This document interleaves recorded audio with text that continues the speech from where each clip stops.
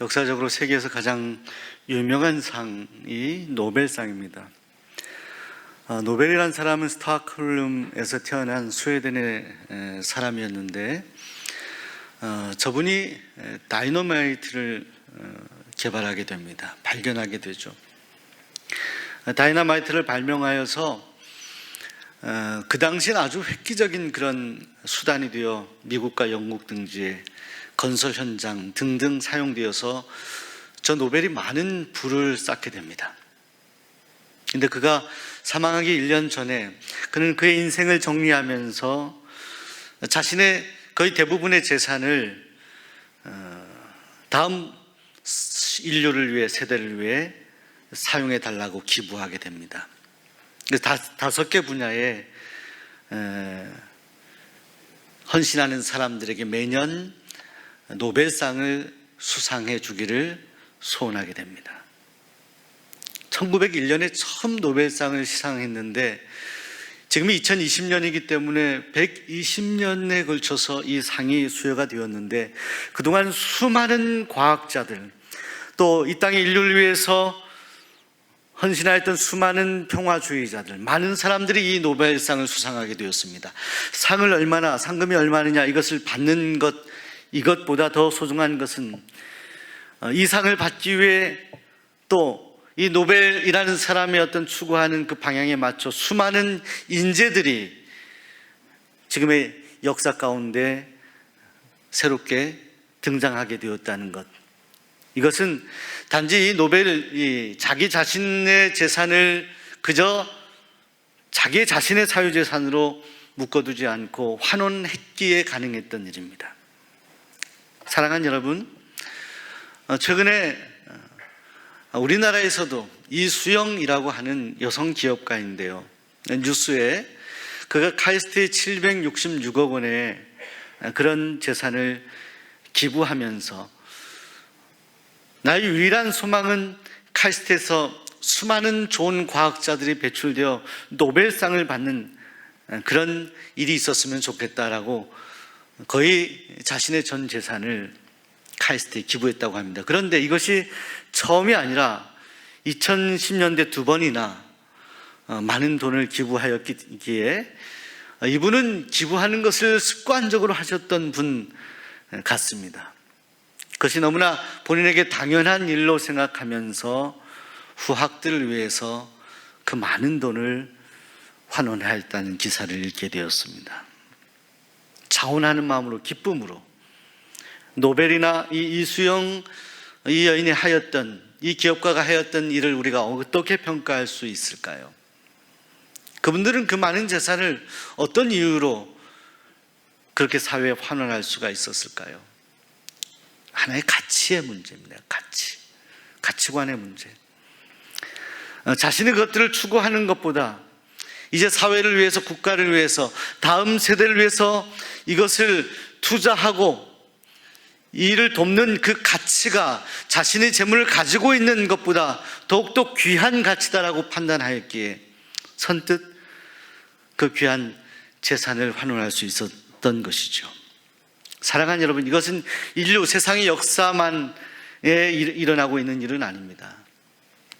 성경에도 보면 또 교회사의 역사 가운데 이런 비슷한 일들이 있습니다. 오늘 출애굽기 말씀을 보시게 되면 이스라엘 백성들이 광야 생활을 할 때 저들이 하나님께 예배할 그런 장소가 필요했다고 하나님 판단하셔서 모세를 통해서 성막을 짓도록 계획하십니다. 근데 이 성막에 대한 아주 구체적인 계획, 청사진을 하나님께서 친히 모세에게 알려주시고 보여주십니다. 길이가 한 14m 되고 폭이 4.5m 되는 이 성막을 짓는 일에 대해서 모세가 선포하고 성도들이 참여하게 됩니다. 저들이 예물을 하나님 앞에 드리게 되죠.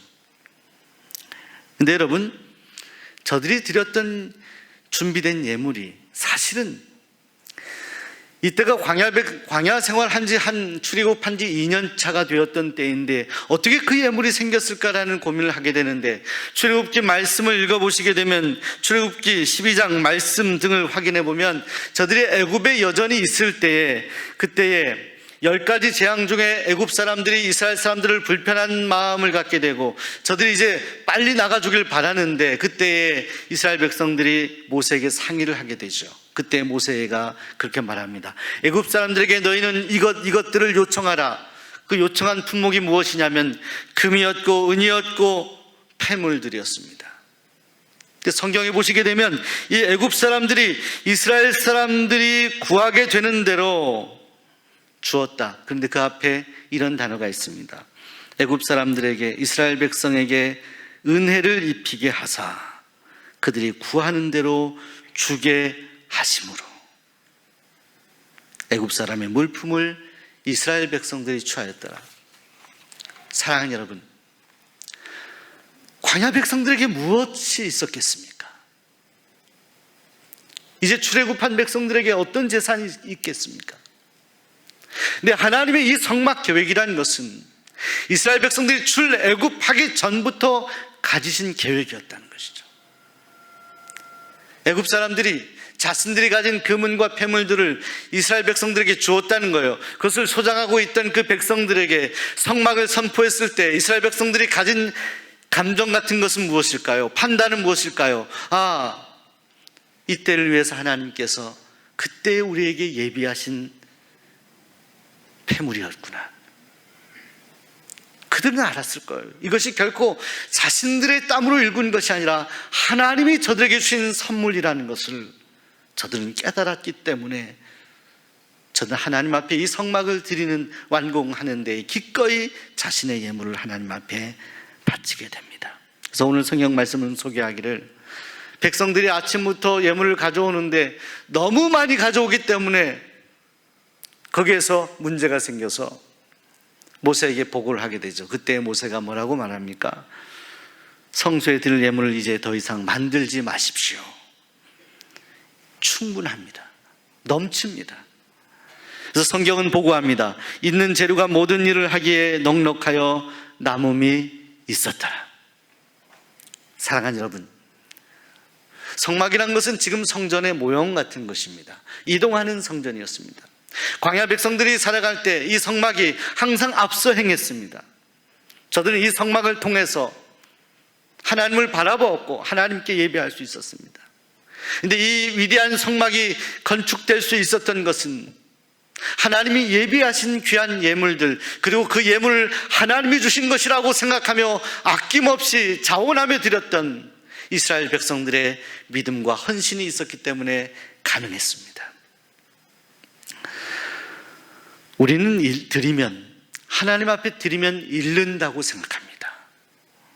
없어진다고 생각하죠. 근데 성경은 말씀하기를 우리가 하나님 앞에 드리는 것은 결코 소멸되지 않는다. 예수님께서는 우리에게 이렇게 말씀했습니다. 마태복음 6장 20절에 너희 보물을 하늘에 쌓아두라. 우리 곁에 계신 분들에게 당신의 보물을 하늘에 쌓아두십시오. 여러분이 질문하실 거예요. 목사님, 하늘에 어떻게 보물을 쌓습니까? 어떻게 쌓죠? 예수님의 이 말씀은 너희가 이 땅에서 살아가면서 허락된 하나님의 물질을 하나님이 기뻐하시는 곳에 다시 사용하라, 드리라 말씀하는 겁니다. 사실은 예수님께서 헌금 강조를 하셨어요. 왜? 그것을 통해서 하나님의 백성들을 다스려야 되기 때문에, 그것을 통해서 인생들의 중심을 받기를 원하셨기 때문입니다. 왜? 이 땅에 많은 인생들이 그것 때문에, 하나님이 주신 선물 때문에 그 선물이 사용되어지지 않고 아름답게 하나님께 승화되지 못하고 하나님 나라를 위해서 거룩하게 사용되지 못하고 이 땅에 개인의 욕심과 개인의 어떤 생각들로 그 아름다운 선물들이 타락하기 때문에 우리 주님은 그렇게 말씀하셨을 거예요. 주님은 한 번도 이 땅에서 우리에게 물질을 모으라, 재물을 모으라 라고 말씀하신 적이 없어요. 우리 주님의 관심은 뭐냐면 우리가 이 땅을 살아가면서 우리에게 허락된 그 물질을 어떻게 사용할지에 대한 관심을 주님은 분명히 말씀하셨어요. 부자 청년에 대한 권고의 말씀을 통해서 우리는 확인하게 됩니다. 어떻게 구원을 받을 수 있는가에 대해서 묻는 부자 청년에게 하나님 나라에 대한 원리를 설명하죠. 그리고 마지막 최종적으로 말씀하죠. 가서 너의 재산을 가난한 자들에게 나누어 주라. 주님은 하나님 나라의 하늘의 보물을 쌓는 것을 말씀하시면서 항상 우리가 이 땅을 살아가면서 우리에게 필요한 물질을 주신 것을 어떻게 사용할지에 대해서 주님은 관심하시고 말씀하셨습니다.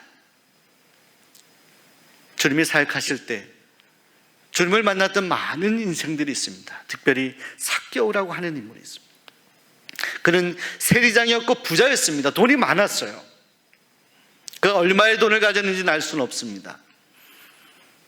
그런데 그는 마음들 한켠에 정당하지 못한 방법으로 모은 부에 대해서 늘 고민하였던 마음이 있었던 것 같아요. 어느 날 여리고에 주님이 오신다는 소식을 듣고 가보니 사람들이 가득 채워져서 들어갈 수가 없었어요. 근데 삭개오는 그 자리를 떠나지 않고 주님을 만나겠다는 소망을 가지고 나무 위에 올라가죠. 돈은 많았지만 정당하지 못한 삶을 살았던 부자 삭개오. 자, 그 삭개오 앞으로 주님이 지나가십니다. 그리고 삭개오를 바라보시며 삭개오야 내려오라 말씀하십니다. 삭개오가 내려옵니다. 그리고 주님이 그 많은 사람들이 있었음에도 불구하고 삭개오의 집에 유하겠다 말씀하십니다. 삭개오의 집에서 놀라운 일이 생깁니다. 삭개오가 주님을 인격적으로 만납니다. 그리고 만났던 그 변화의 중심에 삭개오의 회개가 있습니다. 그런데 이 삭개오의 회개 방식은 자신의 지금까지의 삶을 완전히 돌이켜보고 회개하는 삶이었어요. 예수님을 만나고 나서 자신이 가지고 있던 재물에 대한 가치관과 관점이 변하게 되는 거예요. 그동안 내가 이것이 전부라고 생각했는데 예수님을 만나보니까 이것이 전부가 아니었어요. 예수님이 자신의 인생의 주인이 되자 삭개오는 결단하게 되는데 자신의 재물과 하나님 나라를 추구하는 믿음을 바꾸게 됩니다. 그는 말합니다. 가난한 사람들을 위해서 자신의 전 재산을 드리겠다. 또 잘못 토색한 일 있다면 내변에 갚겠다. 삭개오가 그렇게 애지중지하며 집착하였던 그 물질을 놓게 됐다는 거예요. 왜 그러냐? 예수님이 너무나 좋은 분이었기 때문에, 예수님을 만나서 자신의 인생의 계획을 달리 세우게 되었기 때문입니다. 초대교회 성도들이 은혜 받고 성령 충만하게 됩니다. 오순절에 성령을 받게 돼요. 초대교회는 아름다운 성령의 공동체를 만들게 됩니다. 그런데 저들 안에 있었던 이 성령의 역사의 가장 강력한 방법은 저들이 누구나 할 것 없이 누구의 강요에 의해서가 아니라 자신들이 가지고 있던 땅을 사도들의 발 앞에 내놓기 시작했다는 거예요. 자신들의 재물들을 다 내놓고 함께 필요한 만큼 사용하게 되었다. 왜 그랬을까요? 저들이 주님을 만났기 때문입니다. 자신들의 인생을 그저 이 땅의 물질들로 만족한 인생이 아니라 진정 성령께서 역사하시고 감동하신 대로 하나님 나라를 위해서 살아가겠노라고 결단하면서 저들은 자신들의 물질을 하나님 나라와 바꾸기 시작하는 거죠. 이번에 비전관을 건축하면서 지난 1년여 동안의 담임 목회의 사역을 돌아보게 되었습니다. 그리고 가만히 돌아보니 제가 마음에 감동하고 함께 여러분들에게 비전을 나누고 함께 했던 여러 가지 행보들의 발자취들을 짚어보게 되었습니다. 부임하고 나서 얼마 후에 제 마음에 교회가 가지고 있는 자산을 점검해야 될 필요가 있다 생각해서 송교리에 있는 서신 땅을 우리 장로님들과 함께 방문하게 되었는데 자꾸 발걸음이 그쪽으로 안내하게 되었습니다.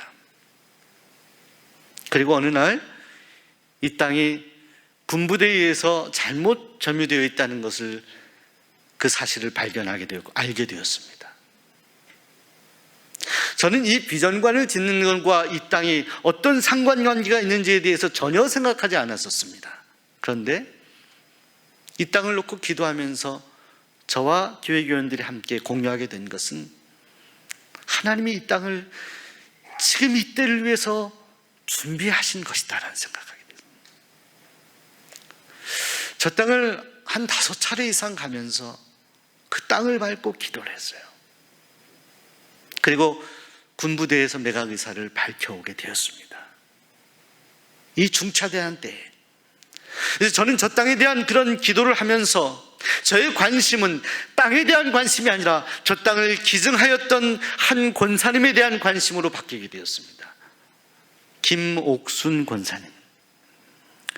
1979년도에 저 땅을 수원 종로교회에 기부하셨습니다. 안의걸 목사님 때입니다. 제가 이분에 대한 그런 궁금증이 생겨서 우리 교회에 오래 섬겼던 한 장로님께 이분에 대해 여쭤보게 되었습니다. 생각보다 상세하게 알고 계셨어요.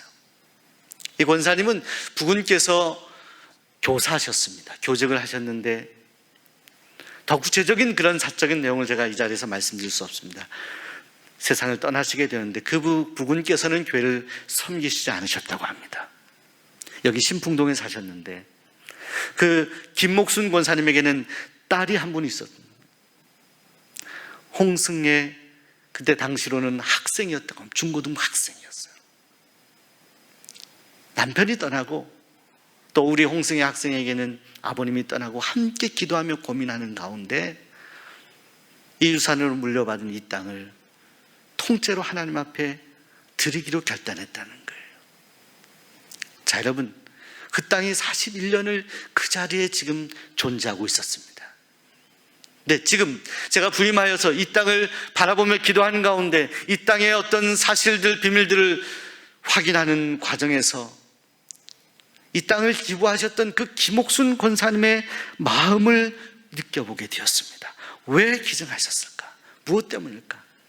들어보니 이분은 아주 얌전하시고 조용하신 분이었다고 합니다.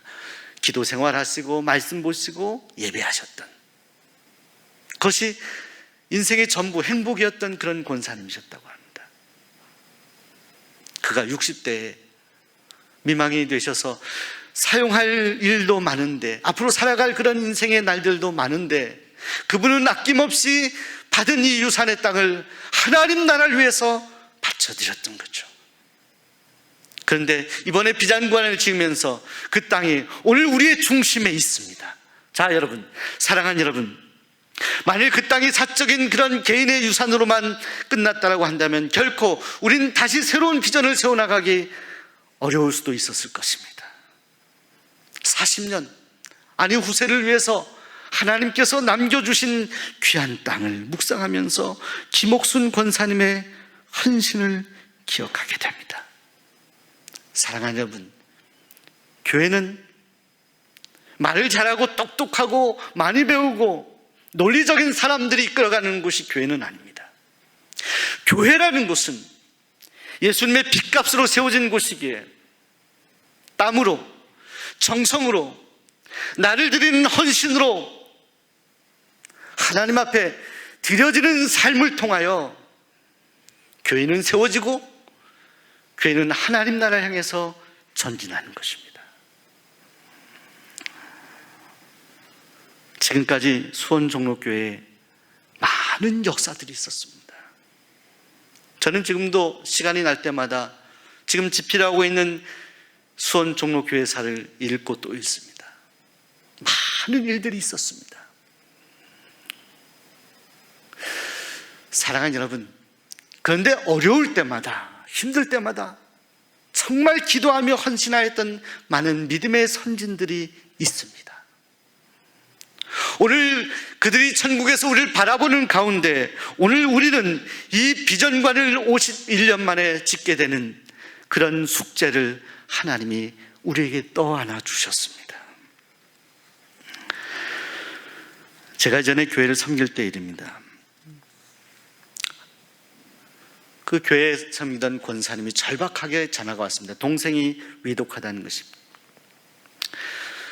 그 동생분은 집사님이셨는데 이 권사님이 신실하신데 그 권사님을 따라서 신앙생활 하시던 분이었어요. 근데 멀리 여행을 다녀오고 평소에 건강이 이렇게 좋지 않았는데 폐 쪽에 큰 문제가 생겨서 당장 생명이 위독한 가운데 놓여 있게 된 것입니다. 제가 병실을 방문하게 되었습니다. 곧 응급실로 가기 직전에 병원에서 병실에서 그 집사님과 대화할 기회가 있었습니다.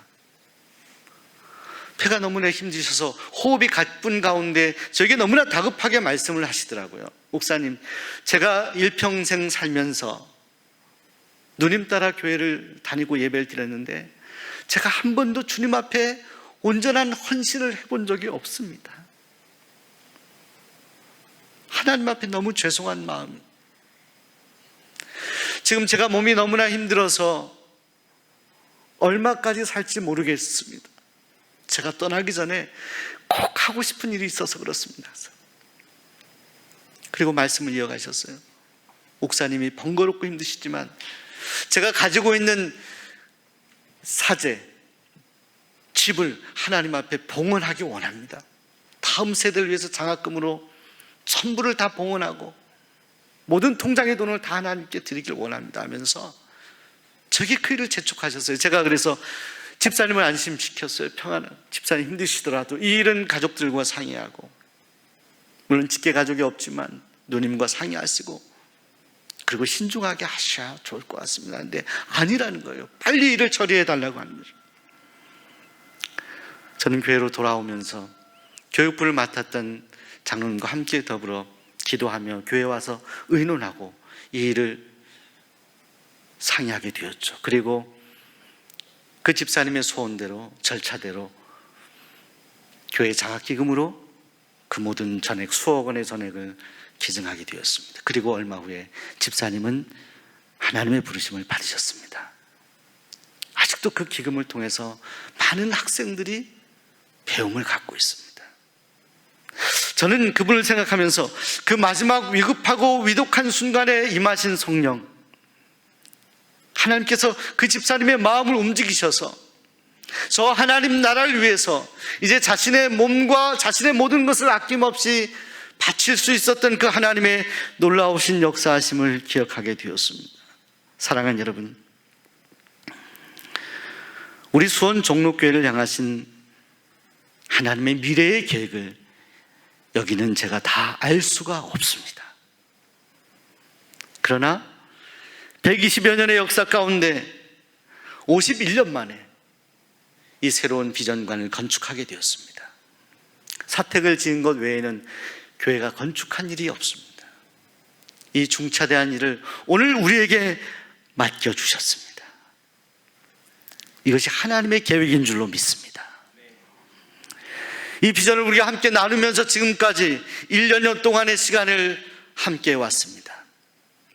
이제 계약서를 작성하게 되었고 이제는 우리는 앞을 바라보며 이 일을 위해서 함께 기도하며 헌신해야 할 것입니다. 그 비전관의 모습이 저렇게 여러분들 마음속에 인각이 되어 있죠. 근데 하나님께서 앞으로 하실 일들에 대한 모든 계획을 다 알 수 없지만 제 마음의 감동에는 적어도 우리 본관도 수리를 해야 될 것이고 시은관도 고쳐야 될 것이고 120년이 된 역사만 자랑하는 것이 아니라 그 역사의 유물들을 보관하며 후세에게 이 역사를 알려줄 박물관도 앞으로 만들어야 될 거예요. 3.1중학교를 빌려서 당장 우리가 주차장을 사용하지만 이 교회의 지경을 확장하면서 주차장도 마련해야 될 것입니다. 이런 비전들을 마음에 품으면서 제가 드는 생각은, 하나님이 주시는 마음은 수원 종로교회 사랑하는 귀한 교회의 일을 맡겨주실 때 만약에 우리가 이 비전이 하나님이 주신 비전이라 믿고 믿음으로 나아가면 이 일은 오늘 우리가 아니라 하나님이 친히 하실 것이다. 저에게 그렇게 말씀하십니다. 저는 이번에 비전관을 바라보면서 제 안에 있는 여러 가지 숙제들, 그리고 앞으로 해야 될 숙제들에 대한 부담보다 이것을 믿음으로 바라보고 비전을 가지고 나아갈 때 이 일을 해결해 나가실 하나님을 주목하게 됩니다. 우리의 비전보다 더 크신 하나님, 우리가 해야 될 숙제보다 더 크신 하나님. 자, 성막을 지을 때 이스라엘 백성들이 금, 은폐물을 가져왔죠. 저들이 마음속에, 가슴속에 뜨겁게 간직했던 것이 무엇일까요? 10가지 재앙을 통해서 그 애굽 땅 종살이 되었던 저들을 탈출하게 하신 그 하나님의 살아계신 역사.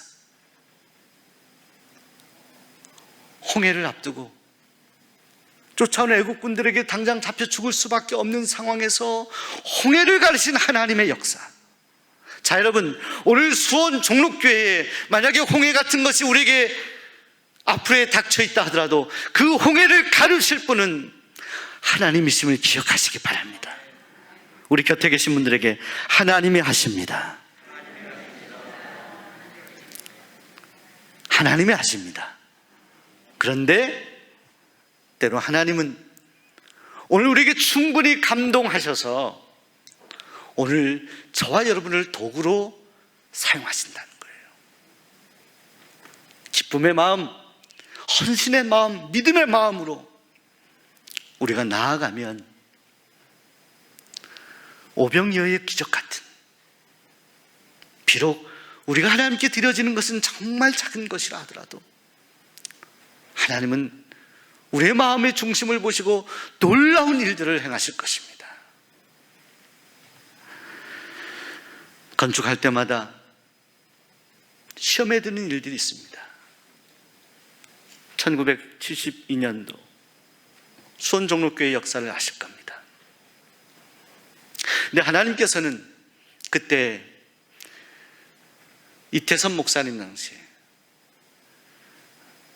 상당히 어려웠던 그런 시절들이 있었죠. 교회의 3분의 2가 교회를 떠나는 일이 있었죠. 하나님은 그 일까지도 선용하셔서 하나님의 나라 확장하셨어요. 이번 비정관 건축이 오늘 우리에게 한 마음이 되게 하시는 하나님의 역사를 경험하는 일이 되기를 소원합니다. 그 다음에 하나님이 이루실 비전을 바라보는 일이 되기를 소원합니다. 어떤 어려움이 있어도 우린 광야 백성들의 잘못된 전철 수군되는 백성들이 아니라 그 비전을 바라보고 앞으로 나아가는 하나님의 백성들이 되시길 바랍니다. 믿음으로 나아가면 하나님은 반드시 우리에게 승리를 주실 것입니다. 합력하여 선을 이루실 것입니다. 그리하여 수원 종록교회 앞으로의 100년, 미래의 200년을 준비하는 그런 마중물이 되고 그런 첫 단추를 끼는 그런 놀라운 주님의 일이 되기를 간절히 소원합니다. 기도하겠습니다.